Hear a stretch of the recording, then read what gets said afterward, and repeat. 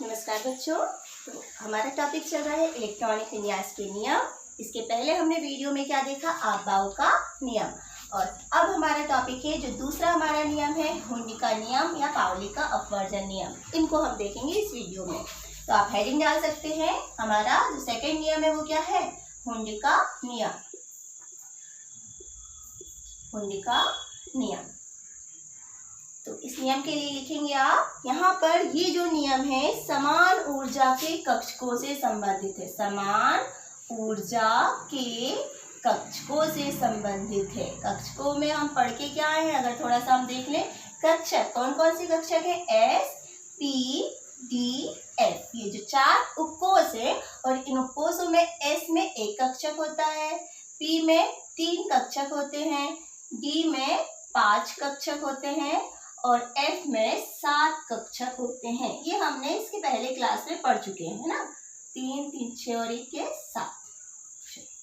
तो समान ऊर्जा के कक्षक हम किन्हें कहेंगे, जैसे पी कक्षक की बात करें, इनकी ऊर्जाएं कैसी हैं, समान है। ये जो 3 है ना, इन तीनों की ऊर्जाएं समान होती हैं। डी में इन 5 की ऊर्जाएं समान होती हैं और एफ में ये जो 7 कक्षक है इनकी ऊर्जाएं कैसी होती हैं, समान होती हैं। तो हमारा ये जो नियम है समान ऊर्जा के कक्षकों से संबंधित है।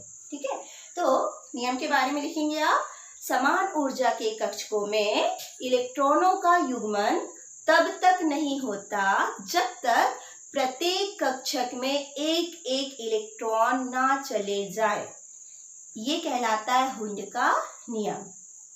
नोट किया आपने कि यहाँ पे समान ऊर्जा के कक्षकों में इलेक्ट्रॉन एक एक करके जाते हैं और जब आगे इलेक्ट्रॉन जाने के लिए जगह नहीं होती, कक्षक खाली रिक्त कक्षक नहीं होते, तो अब आगे आने वाला जो इलेक्ट्रॉन है वो पहले इलेक्ट्रॉन के साथ युग्मन करता है या जोड़ा बनाता है, जिसमें इलेक्ट्रॉनों के चक्रण एक दूसरे के विपरीत होते हैं।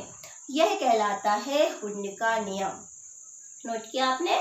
अब इसे हम एग्जाम्पल से समझेंगे। हम जानते हैं जो पी कक्षक की बात करें, यहाँ पर ये जो पी कक्षक है, पी कक्षक में अधिकतम कितने इलेक्ट्रॉन जाते हैं, 6 इलेक्ट्रॉन। पी कक्षक में अधिकतम इलेक्ट्रॉनों की संख्या 6 होती है। तो जब ये इलेक्ट्रॉन कक्षक में प्रवेश करते हैं, तो अगर इलेक्ट्रॉनिक विन्यास P1 है, ठीक है, P1 है, तो जो पहला इलेक्ट्रॉन है वो किस प्रकार से जाएगा, ये गया पहला इलेक्ट्रॉन। फिर हमने कहा P2 इलेक्ट्रॉन, मतलब कितने इलेक्ट्रॉन, 2 इलेक्ट्रॉन। तो जो 2 इलेक्ट्रॉन है वो किस प्रकार से जाएंगे, ये 1, ये 2, इस तरीके से। अगर हम कहें यहाँ पर ये जो इलेक्ट्रॉन है वो इस तरीके से चले जाए कि एक यहाँ और दूसरा यहाँ, तो ये कैसा हो जाता है, गलत है ना। क्योंकि हुंडी का नियम क्या है कि इलेक्ट्रॉन एक एक करके जाते हैं। पहले एक कक्षक में गया, फिर आगे कक्षक खाली है तो दूसरा इलेक्ट्रॉन यहाँ गया। फिर हमने कहा P3, तो P3 में जो तीसरा इलेक्ट्रॉन है कहाँ जाएगा, 1, 2, 3। ऐसा नहीं कर सकते हम कि यहाँ पर हमने लिख दिया 1, 2 और फिर यहाँ पर हमने लिख दिया 1, तो ये क्या हो जाता है, गलत हो जाता है। क्योंकि हुंडी का नियम कहता है कि इलेक्ट्रॉन एक एक करके कक्षक में प्रवेश करते हैं। तो ये भी आपका गलत। सही लिखने का तरीका क्या है, ये, ठीक है। और फिर P3 के बाद अगर हम यहाँ पर लिखें P4, तो P4 मतलब जो चौथा इलेक्ट्रॉन है वो कहाँ जाएगा, 3 इलेक्ट्रॉन चले गए और अब यहाँ पर जगह खाली नहीं है, आगे कक्षक रिक्त नहीं है, तो इलेक्ट्रॉन 1, 2, 3, चौथा इलेक्ट्रॉन पहले इलेक्ट्रॉन के साथ युग्मन करता है या जोड़ा बनाता है। और जोड़ा बनाते समय आप देखेंगे इनके विपरीत के, इनके चक्रण क्या होते हैं, एक दूसरे के विपरीत। मीन्स एक कक्षक में एक का चक्रण ऊपर है तो दूसरे का कैसे होगा, नीचे होगा। तो ये हमको इलेक्ट्रॉनिक विन्यास लिखते समय ध्यान देना है। तो हुंडी का नियम कहता है कि समान ऊर्जा के कक्षक में इलेक्ट्रॉन एक एक करके प्रवेश करते हैं और जब इलेक्ट्रॉन के आगे प्रवेश करने के लिए रिक्त कक्षक नहीं होते, तो फिर जो इलेक्ट्रॉन है वो पहले इलेक्ट्रॉनों के साथ युग्मन करता है, जोड़ा बनाता है और जिनमें इनके जो चक्रण है वो एक दूसरे के विपरीत होते हैं। एक का ऊपर होता है तो दूसरे का नीचे।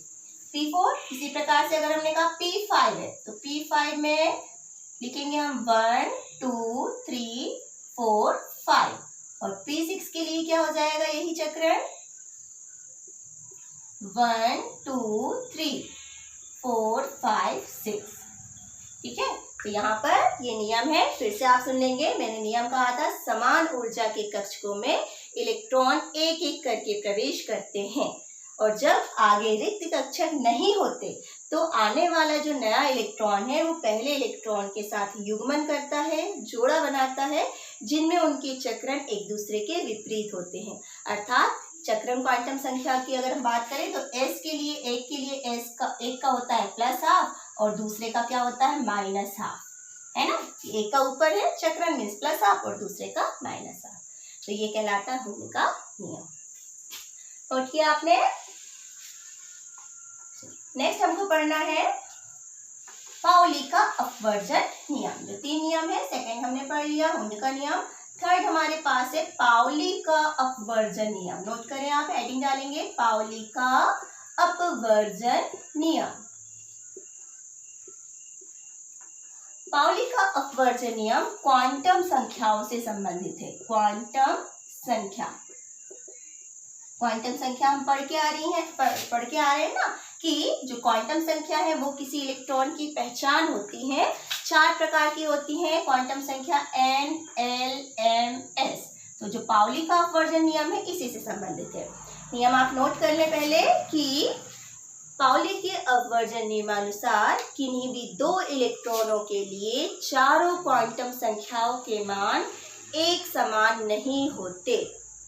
यदि किन्हीं 2 इलेक्ट्रॉनों के लिए 3 क्वांटम संख्याओं के मान एक समान है तो जो चौथा मान है वो अवश्य ही अलग होगा, भिन्न होगा।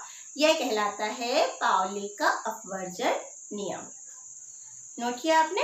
अब इसे हम समझते हैं। तो नियम क्या है? क्वांटम संख्याओं से संबंधित किन्हीं भी 2 इलेक्ट्रॉनों के लिए चारों क्वांटम संख्या के मान एक समान नहीं होते, एक समान नहीं होते। ठीक है, अब एग्जाम्पल हम देख लेते हैं। नहीं होते कैसे?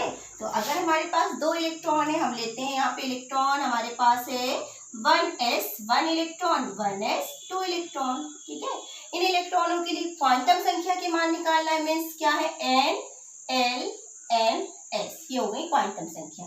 तो जब हम क्वांटम संख्या के मान निकालते हैं तो 1s1 के लिए n का मान होता है 1, 2s2 के लिए भी n का मान होता है 1। फिर यहाँ पे l का मान होता है 0, इसके लिए भी 0। यहाँ पर m का मान होता है 0 और यहाँ भी होता है 0। पर क्योंकि यहाँ पर पहला इलेक्ट्रॉन है मीन्स 1, तो इसके लिए s चक्रण क्वांटम संख्या का मान होता है +½ और यहाँ पर कौन सा इलेक्ट्रॉन है? सेकंड नंबर का, मीन्स सेकंड 1s2, इसके लिए इसका मान होता है -½ है ना। तो यहाँ पर हमने क्या देखा कि ये जो 2 इलेक्ट्रॉन है इनके लिए क्वांटम संख्या n, l, m का मान समान है पर s का मान कैसा है? अलग अलग है। तो यही कहलाता है पाउली का अपवर्जन नियम कि किन्हीं भी 2 इलेक्ट्रॉनों के लिए चारों क्वांटम संख्याओं के मान एक समान नहीं होते। और भी एग्जाम्पल अगर हम देखें, जैसे ये हुआ हमारा फर्स्ट एग्जाम्पल, आप लिख सकते हैं फर्स्ट एग्जाम्पल, है ना। अब अगर हम सेकेंड एग्जाम्पल देखें, हमारे पास हम 2 इलेक्ट्रॉन लेते हैं। यहाँ हम ले लेते हैं 2p2 और 2p3। इसके लिए अगर हम देखें तो यहाँ पर n का मान होता है 2, यहाँ पर भी n का मान होगा 2। p के लिए l का मान होता है 1, यहाँ पर हो जाएगा 1। अब यहाँ पे 2 देखेंगे, p कोष में 3 कक्षक है ना। अब यहाँ पर 2 मतलब कौन सा इलेक्ट्रॉन? सेकंड नंबर का इलेक्ट्रॉन। तो m के p कक्षक के लिए 3 मान होते हैं, हमने पढ़े हैं। एक होता है -1, फिर 0 और +1। ये किसके मान है? m के। p कक्षक के लिए m के 3 मान है ना। तो p2 मतलब सेकेंड नंबर का इलेक्ट्रॉन जहां है उसके लिए m का मान क्या है? 0। ठीक है, और क्योंकि इलेक्ट्रॉन का चक्रण ऊपर है तो क्या मान हो गया? +½ अब 2p3 के लिए हम देखते हैं तो तीसरा इलेक्ट्रॉन 1, 2, 3 वो कहाँ पे है? जहां पर है उसके लिए m का मान कितना लिखा है? +1।